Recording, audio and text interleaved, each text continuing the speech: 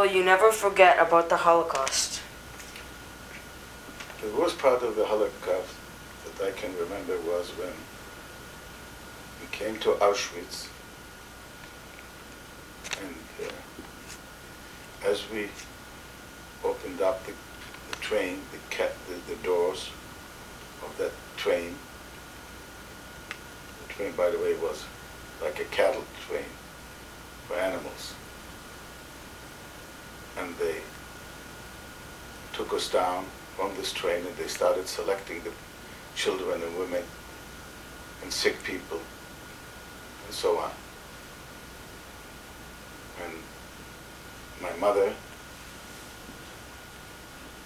and all my three brothers went on the left side, and me and my older brother were selected to go on the right side, which meant on the right side to work. On the left side meant that they were going to be burned in the crematorium.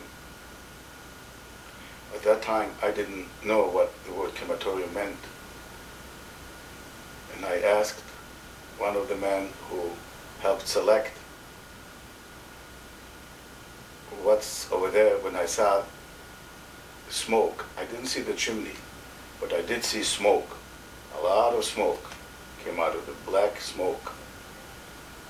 He told me that this is the place where your parents and your brothers and sisters are going to be and be burned. That was my worst part of the Holocaust. Okay. Did you ever come across a Nazi that was sympathetic to the Jews? Well, I came across one soldier in concentration camp, and he wasn't just an ordinary soldier. That's what it seemed to me. He gave me at one time his sandwich, his lunch, I should say, at lunchtime. And while he gave it to me, I could notice, I could feel that he's afraid that anybody else should see that.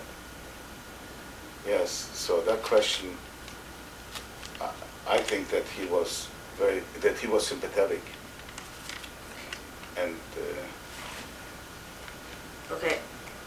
Why do you think Hitler got away with the Holocaust?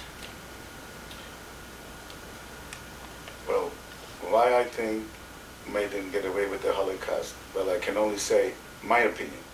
That's my personal opinion. Because when he came to power at the beginning in Germany, when Hitler came to power, in my opinion, he never had any intention to open up crematoriums and burn the Jews.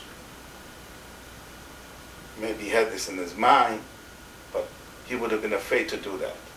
In fact, when he came, he took all the German Jews, or most of them, and he sent them to different countries, like to Poland, to England. And at one point, he took a whole bunch of German Jews into a ship, which I don't even know the name of the ship, and he sent them to Cuba. Their destination was to Cuba. And when they came to Cuba, Cuba didn't let them in. Apparently they went to the United States. It's well known, this story.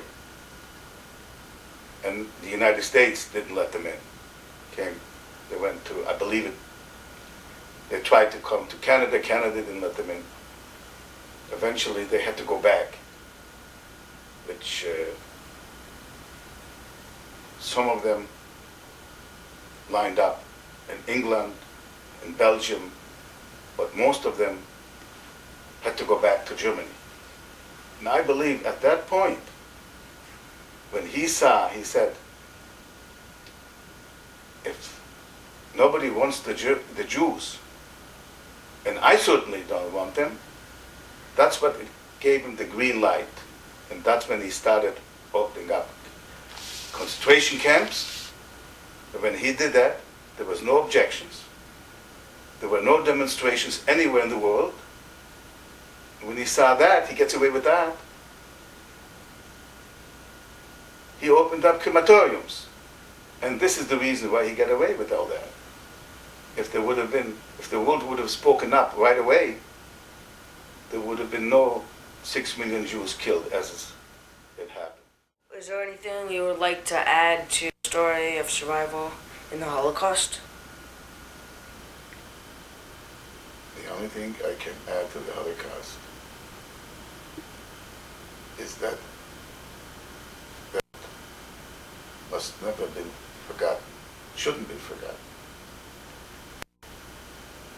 should always be remembered for generations.